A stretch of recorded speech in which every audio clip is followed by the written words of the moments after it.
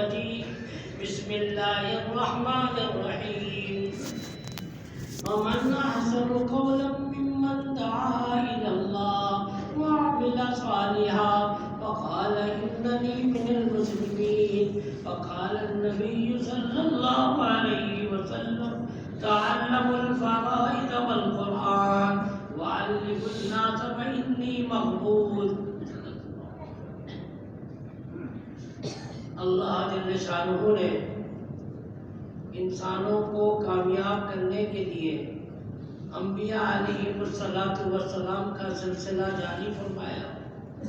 بے شمار انبیاء علیہ السلام دنیا میں تشریف لائے جن کی صحیح تعداد اللہ ہی کو معلوم ہے.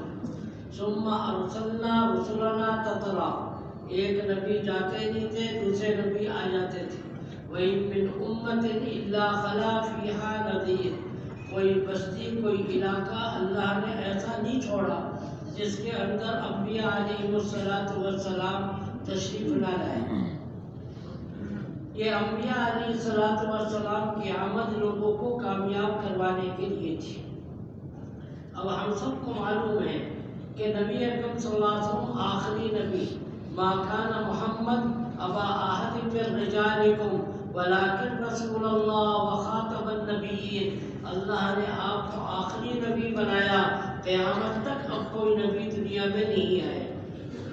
عیسیٰ علیہ السلام اگرچہ دنیا میں تشریف لائیں گے مگر وہ نبی اکرم صلی اللہ علیہ وسلم کی اتباع میں زندگی گزاریں گے، قرآن کو پڑھیں گے، قرآن کی تعلیم، قرآن کی دعوت دیں گے. وہ اپنے انجیل کی دعوت نہیں دیں گے، انجیل پر عمل نہیں کریں گے، قرآن کے مطابق زندگی گزاریں گے.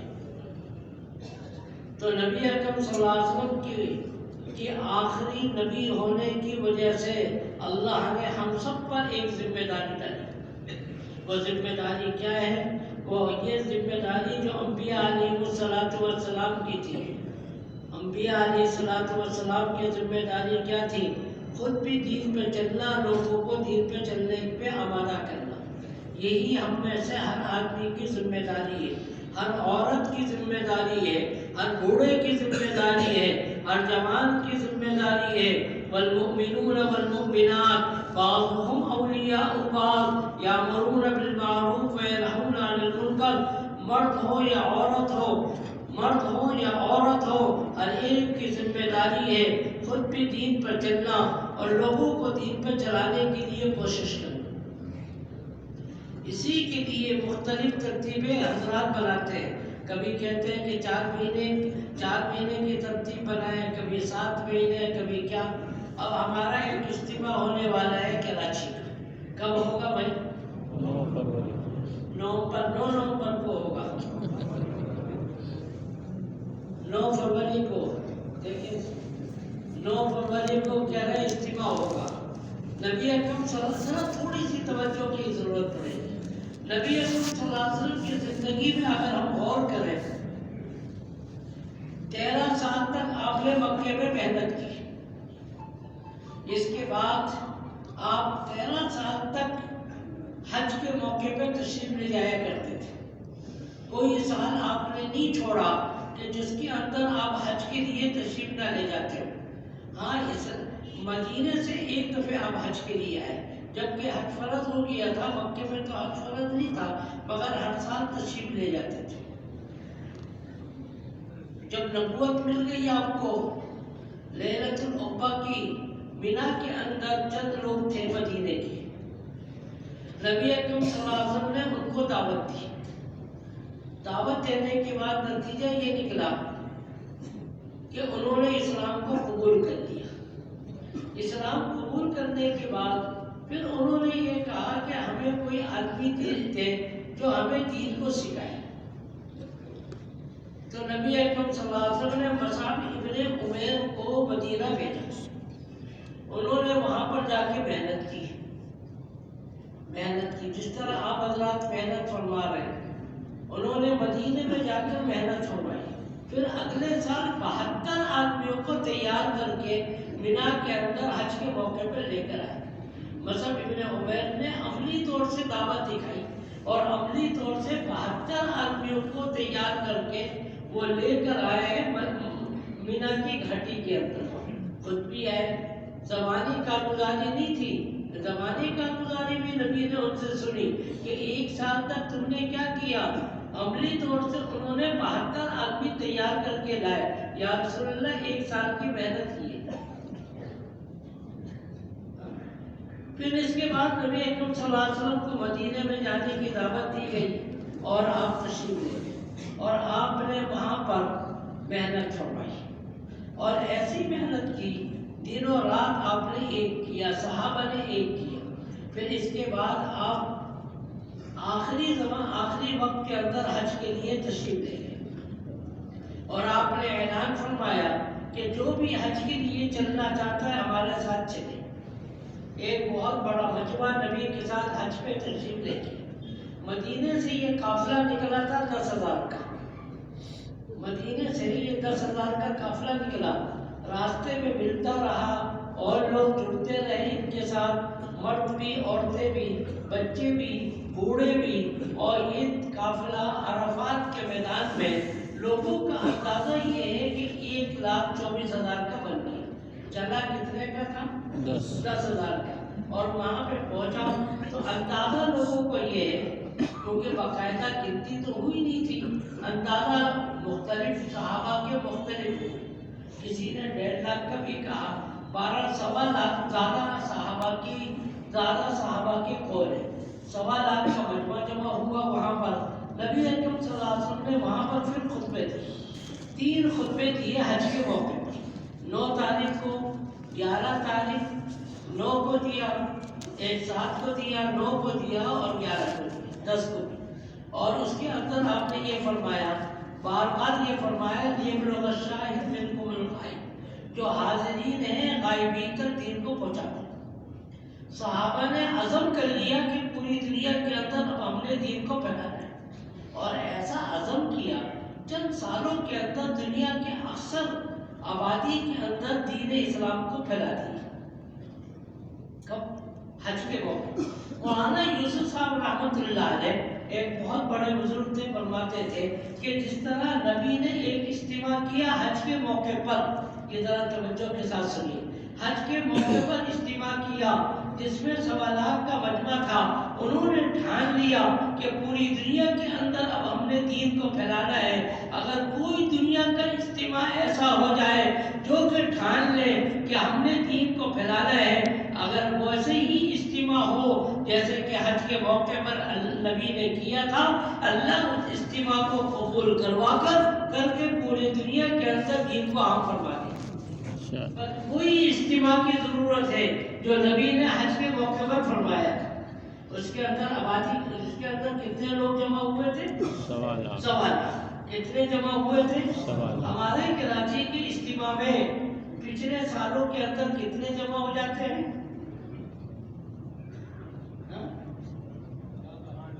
کہہ رہے 4 لاکھ 3 لاکھ مختلف.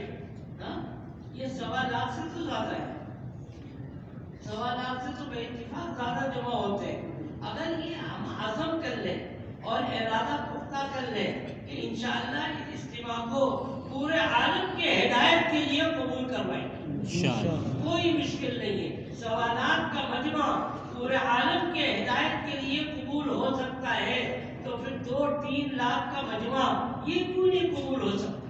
بس جذبہ ہمارا یہ ہو کہ ایک آدمی بھی جہنم میں نہ جائے، ایک آدمی بھی جہنم میں نہ جائے، پوری دنیا والے جنت میں چلے جائیں. صدیوں سے لوگ دوڑ رہے ہیں جہنم کی طرف.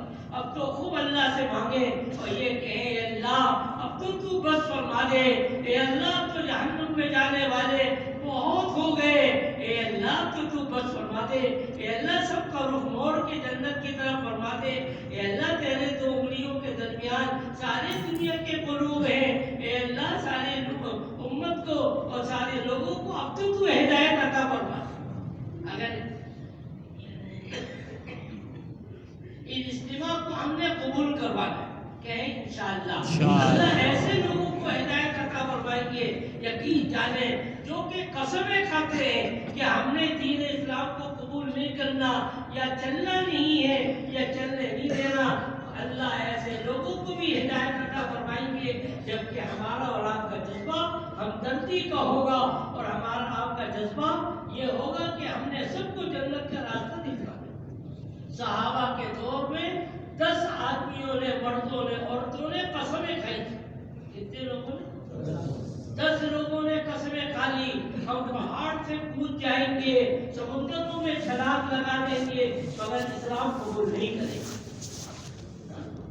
پکی قسمیں کھائی، مگر ایک وقت ایسا آیا، صحابہ کی محنت اور قربانی کا نتیجہ یہ نکلا، ایک وقت یہ آیا کہ وہ لوگ بھی اسلام میں داخل ہوئے۔ کوئی مشکل نہیں ہے، اللہ امریکہ والوں کو بھی ہدایت عطا کر دیں گے، افریقہ والوں کو بھی دے دیں گے، بلکہ ہمارے اندر جذبہ تو ہو کہ اللہ ایک آدمی بھی جہنم میں نہ جائے۔ ربما یود الذین کفروا لو کانوا مسلمین، ایک آدمی بھی جہنم میں گیا، وہ کہے گا اے اللہ دنیا کے اندر ایک دفعہ تو بحث دے، ایک دفعہ تو کلمے میں پڑھ لوں تاکہ آپ جہنم سے کبھی تو نکلوں، مگر کبھی نکل نہیں سکتے۔ نکلے گا 1 لاکھ مجمع کے اندر اگر ایک جہنمی آدمی کو لا کر بٹھا دیا جائے، 1 لاکھ کا مجمع ہو، یہ تو تھوڑے سے 1 لاکھ کا مجمع، بیچ میں ایک جہنمی آدمی کو بٹھا دیا جائے، وہ صرف سانس لے گا اور سانس کی وجہ سے کیا ہوگا، 1 لاکھ کا مجمع بن جائے گا، اس کے اندر کتنی بدبو ہوگی۔ انبیاء علیہ السلام ویسے ہی بے چینی کے ساتھ زندگی نہیں گزارتے۔ میرے نبی نے 23 سالہ زندگی نبوت کی گزاری اور کوئی ثابت نہیں کر سکتا کوئی ایک دن یا ایک رات بھی آپ نے سکون سے گزارا۔ متواصل الاذان، آپ ہمیشہ غمزدہ رہتے تھے، آپ کو کس کا غم تھا؟ آپ کی اولادوں کے لیے تو جنت کا فیصلہ، صحابہ کے لیے جنت کا فیصلہ، وَكُلًّا وَعَدَ اللَّهُ الْحُسْنَىٰ، صحابہ کے لیے جنت کا فیصلہ، مسئلہ کا ساری انسانیت۔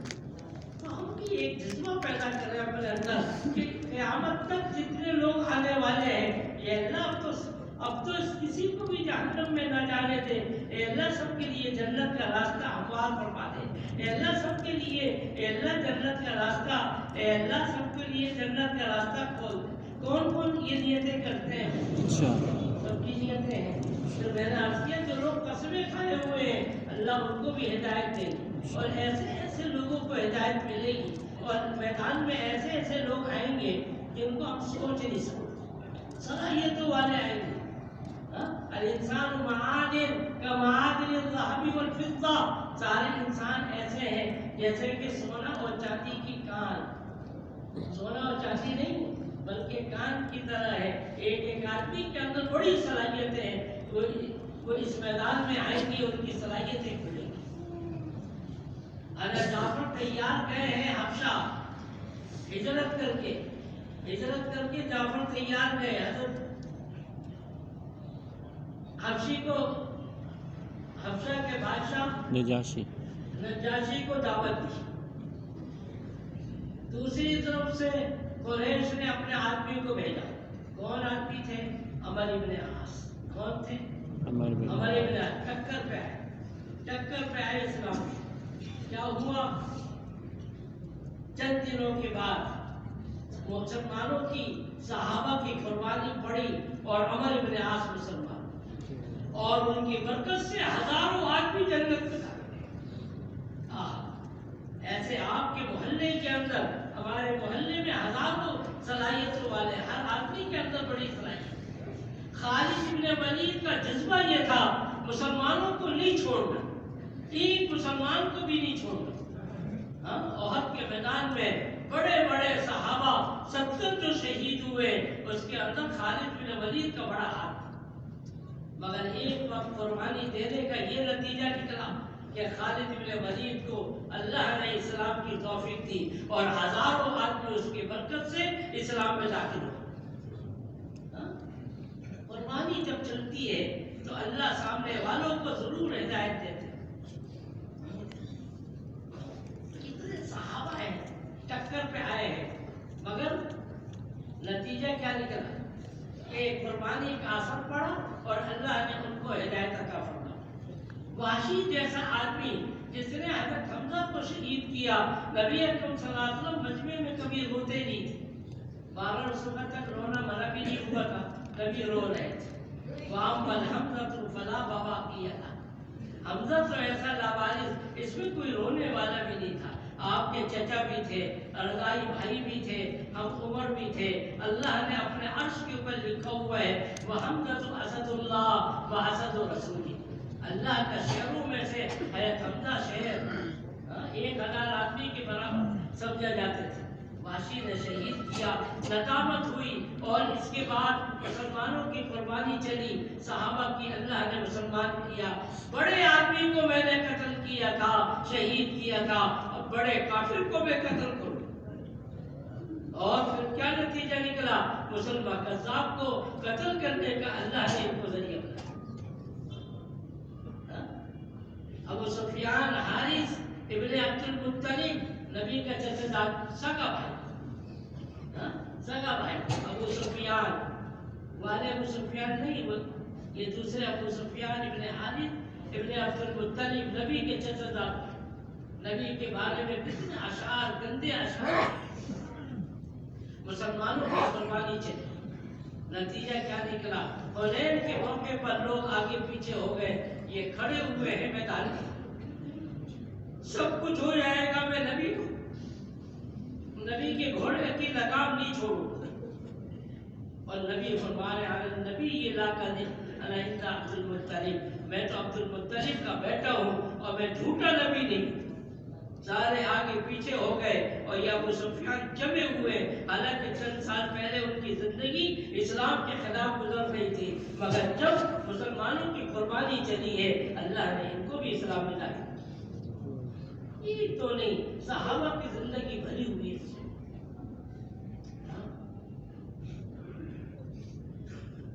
سہل ابن عمر، یہ وہی آدمی ہے حدیبیہ کے موقع پر جس نے کہا کہ میں نبی کا نام صلح حدیبیہ میں لکھنے، پرچے میں لکھنے نہیں دوں گا محمد کہہ رہے اگر آپ کو نبی مانتے، محمد اللہ کے رسول اور نبی ہیں، نہیں لکھنے دوں گا، رسول اللہ کا نام نہیں لکھنے دوں گا، محمد لکھو۔ نتیجہ کیا نکلا؟ نبی نے کہا چلو کوئی بات نہیں، نام مٹا۔ پھر یہی آدمی ہے، کون سہل ہے، یہی آدمی ہے جب نبی جی دنیا سے رخصت ہو رہے، نبی دنیا سے رخصت ہو رہے، مدینے والے جمے ہوئے اسلام کے اوپر، باقی جگہوں پر ہلچل مچ گئی، کوئی پرانے مذہب کی طرف چلا گیا، کوئی نئے نبوت کے جنہوں نے دعوے کیے ان کے اوپر چلا گیا، 5 قسم کے ارتداد آ گئے، مکے والے بھی ہل گئے، کہہ رہے کہ ہم بھی اسلام چھوڑ دیتے ہیں۔ یہی سہل ہے جس نے نام لکھنے نہیں دیا تھا نبی جی کا حدیبیہ کے موقع پر، یہی ہے بیت اللہ کا دروازہ پکڑ کے کھڑا ہو گیا، کہنے لگا کہ تم لوگوں کو کیا ہو گیا، تم لوگوں نے کتنی تاخیر سے اسلام قبول کیا اور اسلام کو چھوڑنے میں جلدی کر دو، صبر تو کرو۔ اس کی تقریر کرنے سے مکے والے سمجھ گئے، اور پھر کوئی مرتد نہیں، حالانکہ اسی نے مقابلہ کیا، اسی کو اعتراض نہیں، اسی کو اعتراض۔